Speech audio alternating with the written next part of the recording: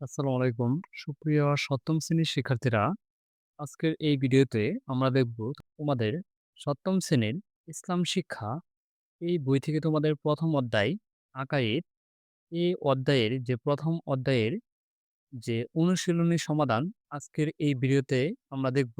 তোমাদের এই প্রথম অধ্যায়ের পৃষ্ঠা নং ২২ থেকে যে তোমাদের অনুশীলনী সমাধান, বহুনির্বাচনী প্রশ্ন, সৃজনশীল এবং সংক্ষিপ্ত প্রশ্নগুলোর সমাধান আমরা আজকের এই ভিডিওতে দেখব। প্রথমেই আমরা দেখে নেব যে তোমাদের বহুনির্বাচনী প্রশ্নের সমাধান। তোমরা যদি চাও যে পরবর্তী ভিডিওতে তোমাদের প্রত্যেকটি অধ্যায় থেকে যে দলগত কাজ, বাড়ির কাজ এগুলোর সমাধান চাও, তাহলে অবশ্যই কমেন্ট করে জানিয়ে দেবে। এখন আমরা দেখে নেব যে প্রথম অধ্যায়ের বহুনির্বাচনী এবং সৃজনশীল ১ এবং সৃজনশীল ২ ও সংক্ষিপ্ত এখানে ৬ টি প্রশ্ন আছে, সেগুলোর সমাধান দেখব। প্রথমে আমরা বহুনির্বাচনী প্রশ্নের সমাধানটি দেখে নেই। ১. মহান আল্লাহকে এক ও অদ্বিতীয় সত্তা হিসেবে বিশ্বাস করাকে কি বলে? এই ১ এর উত্তরটি হচ্ছে ক. তাওহীদ। আর তারপর হচ্ছে ২. রিসালাতের বিশ্বাস। এই ২ এর উত্তরটি হচ্ছে ক. তারপর হচ্ছে ৩. নাসির এর পিতার বক্তব্যে আখিরাতের কোন স্তরটি ফুটে উঠেছে? এই কয়ের উত্তরটি হচ্ছে গ. সিরাত।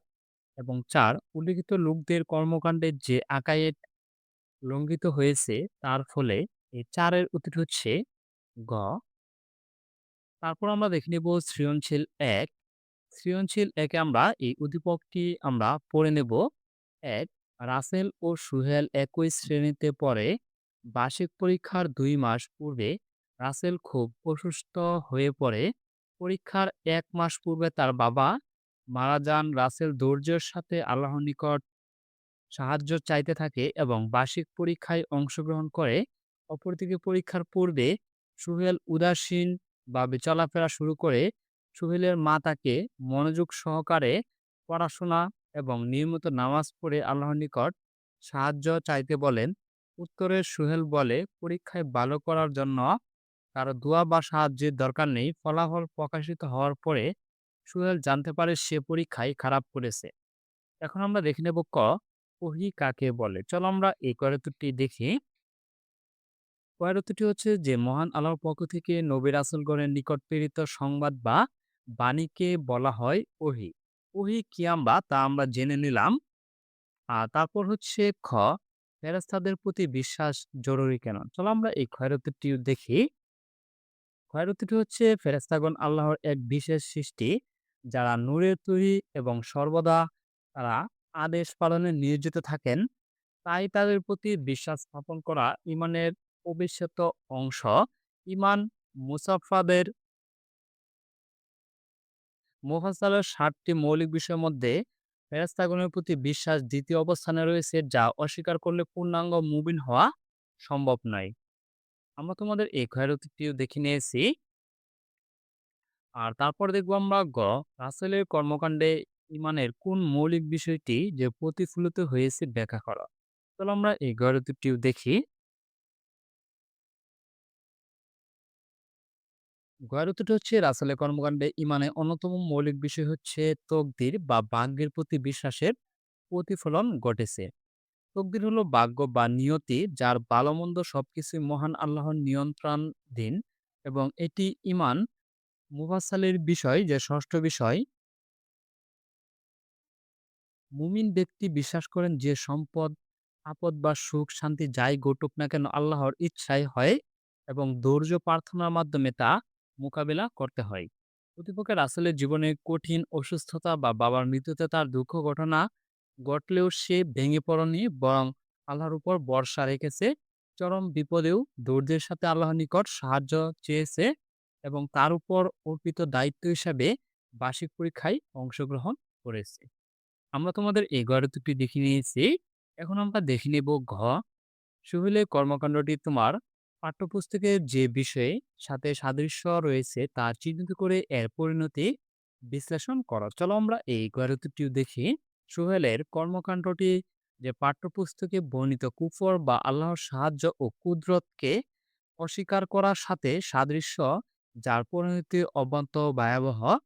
ইসলামের কোনো একটি মৌলিক বিষয় বা আল্লাহর গুণাবলীকে অবিশ্বাস্য করাকে যে কুফর বলা হয় এবং যে ব্যক্তি এতে লিপ্ত হয় তাকে বলা হয় কাফির।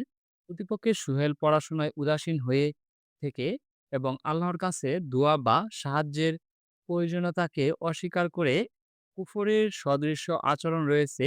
সে মনে করেছে পরীক্ষায় ভালো করার জন্য কারো সাহায্যের দরকার নেই, যে ক্ষমতা রহমতের প্রতি এক ধরনের অবজ্ঞা করেছে। এটি হচ্ছে যে সুহেলের বক্তব্য। সুহেল মনে করেছে যে এগুলোকে করলে কিছু হবে না। আমরা তোমাদের এই গণিতটি দেখে নিয়েছি। তারপরে দেখবো আমরা তোমাদের এখানে সৃজনশীল ২ সমাধান করে নেব। তার আগে আমরা এই উদ্দীপকটি চলো পড়ে নেই। আনিস মিয়া একজন ব্যবসায়ী। তিনি পণ্য ওজনে কম দেন। তিনি যে ওজনে কম দেয়। তিনি মনে করেন এই কাজের জন্য তাকে কারো নিকট হিসাব দিতে হবে না। তিনি মনে করেন কারো নিকট হিসাব দিতে হবে না। কেউ যেহেতু দেখে না। আনিস মিয়ার প্রতিবেশী তমাল সাহেব একটি বহুজাতিক কোম্পানিতে চাকরি করেন। তিনি মনে করেন তার জীবনে ভালো থাকা কিংবা খারাপ থাকা এগুলো তার বসের হুকুমের উপর নির্ভর করে। কয়েকদিন পূর্বে তমাল সাহেবের বড় ছেলে ডাকাতি করতে গিয়ে গ্রেপ্তার হয়। বিচারে তার কারাদণ্ড হয়। এখন আমরা দেখে নেব মিজান কাকে বলে? চলো আমরা এই কয়ারুক্তিটি দেখি। কয়ারুক্তিটি হচ্ছে যে কিয়ামতের দিন মানুষের পাপ পুণ্য ওজন করার পরিমাপকে যন্ত্র ব্যবহার করা হয় তাকে বলা হয় মিজান। কিয়ামতের দিন মানুষের পাপ পুণ্য ওজন করার পরিমাপক যন্ত্র ব্যবহার করা হবে তাকে বলা হয় কি? মিজান। আমরা তোমাদের এই কয়ারুক্তিটি দেখে নিয়েছি। তারপরে দেখব তাওহীদ ও নৈতিকতা পরস্পরের পরিপূরক ব্যাখ্যা করা। চলো আমরা এই খয়রাতিটি দেখি। খয়রাতিটি হচ্ছে তাওহীদের শিক্ষা মানুষকে ইসলামী নৈতিকতার দিকে পড়া করে বিদায় এরা পরস্পরের পরিপূরক। যে ব্যক্তি তাওহীদে যে বেশ মানবিক গুণাবলী ও উত্তম চরিত্রের অধিকারী হয়ে ধরে, আল্লাহ একাত্মবাদে বিশ্বাস মানুষকে অন্যায় কাজ থেকে নিয়ে নৈতিক জীবনযাপন উদ্বুদ্ধ করে। আমরা তোমাদের এই খয়রাতিটি দেখে নিয়েছি। তারপর হচ্ছে আনিসের কর্মকাণ্ডে ইমানে কোন মৌলিক বিষয়টি লঙ্ঘিত হয়েছে ব্যাখ্যা করা। চলো আমরা এই খয়রাতিটি দেখি। আনিস মিয়ার কর্মকাণ্ডে ইমানে অন্যতম মৌলিক আখিরাত ও বা পরকালের প্রতি বিশ্বাসের অভাব পরিলক্ষিত। আখিরাত বলা হলো যে পরকাল বা মৃত্যুর পরে জীবন। সেখানে কুকাজের জন্য জান্নাত বা জাহান্নাম নির্ধারিত। সেখানে যে কাজের জন্য যে জান্নাত ও জাহান্নাম নির্ধারিত হবে,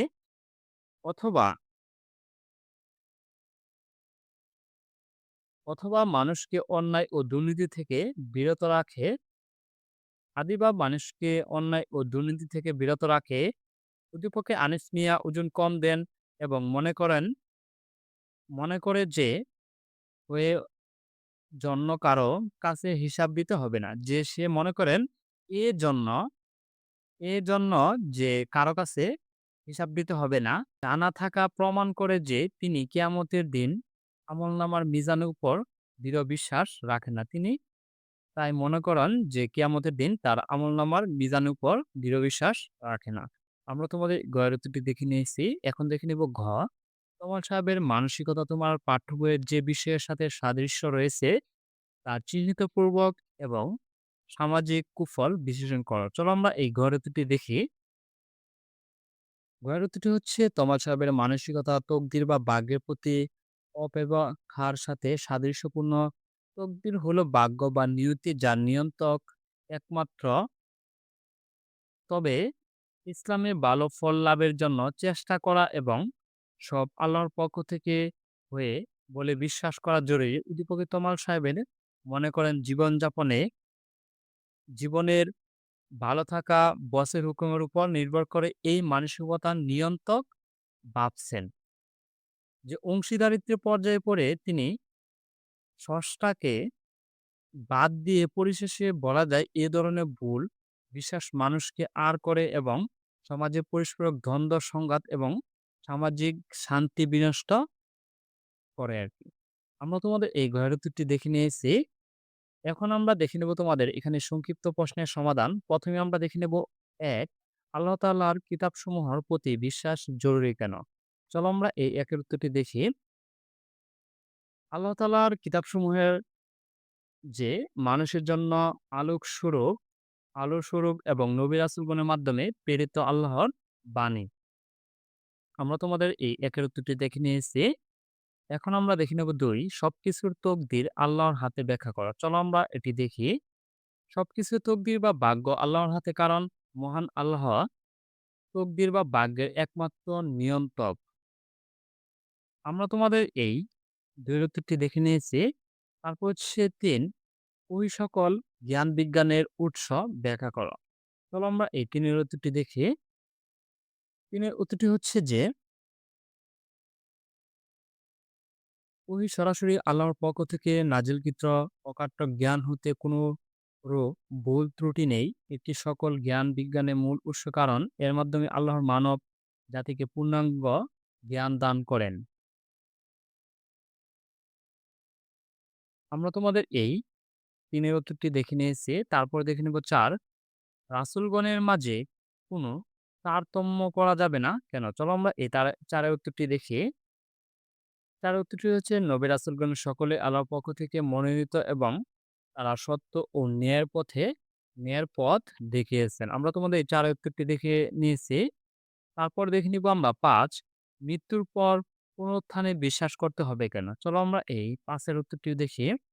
মৃত্যুর পর পুনরায় জীবিত হওয়া, পুনরুত্থান বা অনিবার্য সত্য এবং ঈমানের অন্যতম গুরুত্ব বিষয়।